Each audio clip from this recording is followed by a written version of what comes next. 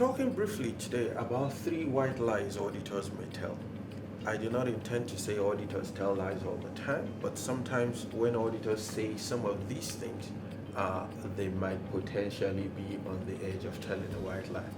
I will do this video because we work as auditors ourselves, and we've actually witnessed auditors auditing some of our clients, in which cases sometimes we might disagree with the findings or opinions, and you get this kind of reply.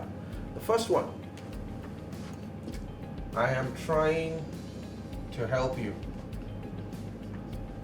And an auditor will usually say this if perhaps they're trying to raise a non-conformity or an opportunity for improvement, which perhaps the evidence against it kind of disagrees with that, or they haven't found enough objective evidence to actually come to a conclusion. Always remember that it's not the auditor's job to help you in that sense. The auditor's job is to find evidence of conformity, and where there are no non-conformities, he or she raises that either as a non-conformity or an opportunity for improvement. Some genuinely mean it when they say that they are actually trying to help, but sometimes when an auditor says that, get your alarm lights rolling. Really, is he really trying to help, or he or she just wants to have a finding and is finding it difficult to get that agreed either by yourself as an auditee or by the rest of your team? The second thing that you hear sometimes from auditors is, this is the way our certification body or UCAS interprets it. And this is usually when they potentially find themselves in a contentious situation.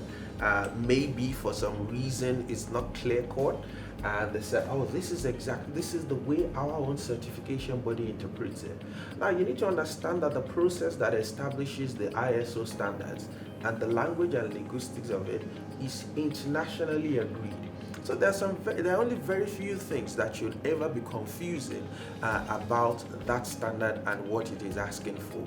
And usually when an auditor finds themselves in a bit of a jam and people say, no, I disagree with that non-conformity, they kind of just go the route of, well, this is the way our certification body interprets it, thereby moving the argument away from themselves and saying, if you want to take it up, you have to take it up with the certification body.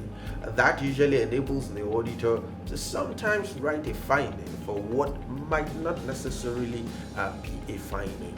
And the third thing that you can also hear from auditors, which sometimes could be white lies, I call that the quality hero stories. Hero stories. And I am saying this mainly because I've also been with co-auditors. I've seen quite a history of it, and you get some of the same stories go round and round in circles. And I've seen auditors appropriate the stories picked up from other auditors and picked up from other places and claim it as their own story and put themselves as the hero in it. But all of that doesn't matter. Just the important thing is, when you see these things, make sure that your alarm bells are on and you are aware that it is possible that this might not exactly be the truth. But our main thing in this video is just to tell you that you need to develop profound knowledge of the standard by yourself.